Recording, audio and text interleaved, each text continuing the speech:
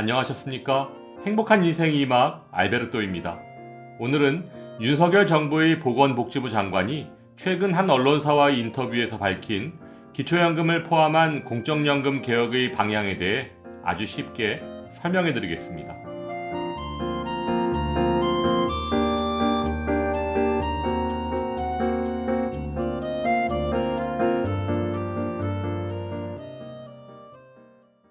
(2023년) 현재 대한민국은 세계 10위권의 선진국 반열에 올랐었고 복지 선진국을 지향하고 있기는 하지만 지난 수십 년간 경제적으로 고도 성장을 구가하는 동안 성장의 과실을 공유하지 못한 사회적 약자가 많다는 점에서 복지 선진국과는 아직 상당한 거리가 있는 것이 사실인데요.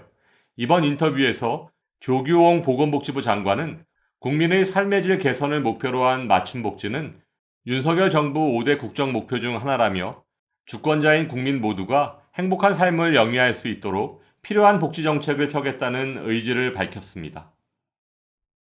또한 윤석열 정부 들어 지난 1년간 보건복지 정책의 기조는 무엇인가라는 기자의 질문에 약자 복지와 필수 의료를 두 축으로 지속 가능성을 제고하기 위한 국민연금과 건강보험 개혁을 최우선 과제로 추진하고 있다며 약자 복지는 소득과 자산의 많고 적음을 따지지 않고 전체 국민에게 똑같이 보편적 복지 혜택을 주려고 한 과거 정부와 차별화된 복지 정책 기조를 압축적으로 담고 있는 상징적 언어라고 밝혔습니다. 또한 윤석열 정부는 어려운 상황에 처해 있음에도 목소리를 내기 어려운 사회적 최약자층부터 두텁게 지원하는 것을 목표로 하고 있다고 설명했는데요. 예를 들어 5,200억의 복지 예산이 있다고 가정할 때 보편적 복지를 추구한 과거 정부는 5,200만 명 전체 국민 한 사람 한 사람에게 각각 1만 원씩 복지 혜택이 고르게 돌아갈 수 있도록 공평한 정책을 펴려했다면 약자 복지를 추구하는 윤석열 정부는 생계의 어려움을 겪고 있는 사회적 최약자층 52만 명에게 1인당 100만 원씩의 복지 혜택을 집중 제공함으로써 삶의 질을 획기적으로 높이는데 정책의 초점을 맞췄다는 것입니다. 이번 보건복지부 장관의 인터뷰 내용처럼 윤석열 정부의 복지 정책은 보편적 복지가 아닌 약자 복지, 즉 선택적 복지를 추진하는 것이 확실해 보이는데요. 따라서 기초연금의 경우 윤석열 대통령의 대선 공약이었던 임기 내 40만 원까지 인상은 매년 물가 상승률만큼 인상을 통해 임기 마지막 해인 2027년까지 40만 원을 지급할 것으로 보여지지만 지급 대상은 현행 소득 하위 70%를 유지하기보다는 40% 정도로 줄여서 연금 재정의 건전성을 확보할 것으로 보여집니다. 하지만 조금 전 설명드린 윤석열 정부의 약자 복지, 즉 선택적 복지에 대한 알베르토의 생각은 좀 다릅니다. 2020년 기준 기초연금 수급 자격을 갖고 있음에도 기초연금 신청을 포기한 어르신들이 6만 명에 이르고 있습니다. 하지만 이 6만 명의 어르신들은 기초연금이 없어도 살 만큼 넉넉한 분들이 아닌 우리 사회에서 가장 가난한 기초생활수급 노인들입니다. 그렇다면 이 6만 명의 어르신들은 왜 기초연금 32만 원을 포기하고 계신 걸까요? 그 이유는 기초생활수급자에 있어 줬다 뺏는 기초연금, 쉽게 말해 기초연금 32만 원을 받으면 다음 달 생계급여에서 받은 만큼을 그대로 삭감하기 때문에 생계급여 산정액이 32만 원을 넘는 노인은 굳이 기초연금을 신청할 필요가 없는 것입니다. 기초연금을 받으나 안 받으나 최종 수급액은 동일한데 괜히 기초연금을 받아서 소득이 높아지면 의료급여를 포함한 다른 복지 혜택에서 탈락할 수 있으니까 아예 기초연금을 포기하는 것인데요. 이와 같은 상황 속에서 윤석열 정부가 약자 복지를 추진한다면 시행령 개정만으로도 곧바로 시행할 수 있는 기초연금과 생계급여의 연계감액부터 폐지해서 최빈곤층인 생계급여 수급자 어르신들께서 매달 32만 원의 기초연금을 받으실 수 있도록 해야 하지 않을까요? 그렇다면 국민연금과 기초연금의 공적연금 개혁은 언제쯤 시행될 수 있을까요?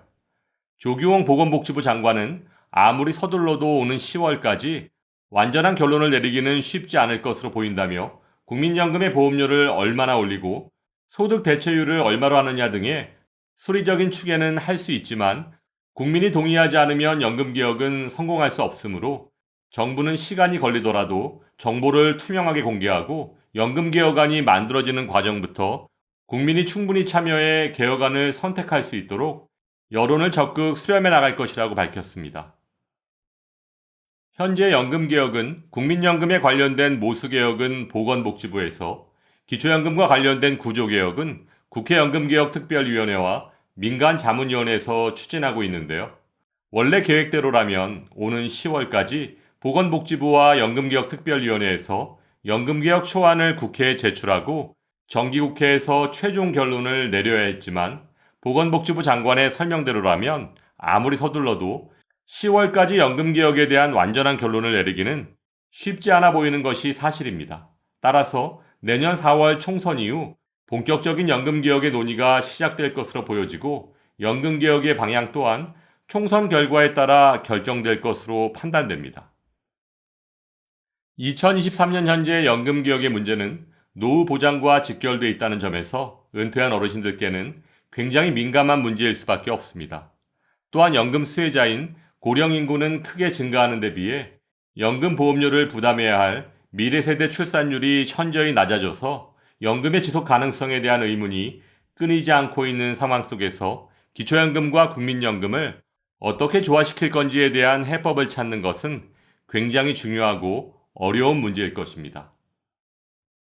이번 보건복지부 장관의 인터뷰에서 나타난 윤석열 정부의 연금개혁 방향을 다시 한번 정리해보면, 먼저 기초연금은 지급 대상을 현재의 소득 하위 70%에서 소득 하위 40% 정도로 축소하는 대신 지급 금액을 40만 원으로 인상하는 약자 복지를 추진할 것으로 보여지며, 국민연금은 연금기금의 고갈을 늦추고 재정 안정을 이루기 위해 보험료율을 12에서 15%까지 인상하고 소득 대체율은 현행 40%를 유지하는, 즉 국민연금을 더 많이 내고 받는 것은 현재의 수준을 유지하는 방향으로 추진할 것으로 예상됩니다. 하지만 갑자기 기초연금 수급 대상에서 제외되는 30%의 어르신들에 대한 국민적 동의 문제는 그 해결 방법을 제시하지 못하고 있는 상황인데요.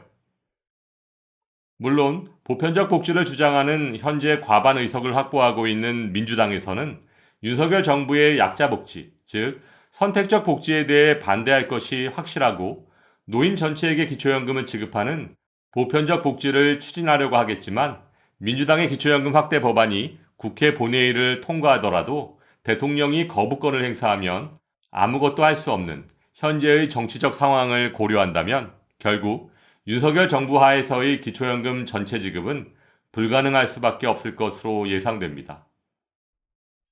오늘 설명드린 것처럼 정부에서 쓸 수 있는 복지 예산은 빠듯한데, 출산율 감소와 초고령화 사회를 살고 있는 대한민국의 어르신들을 위한 연금 정책은 지키지 못할 정치적 공약만을 남발할 것이 아니라 기초연금, 국민연금, 건강보험, 그리고 생계급여 등과의 연계 과정에서 발생하는 독소조항부터 하나씩 제거하는 것이 우선이라고 판단됩니다.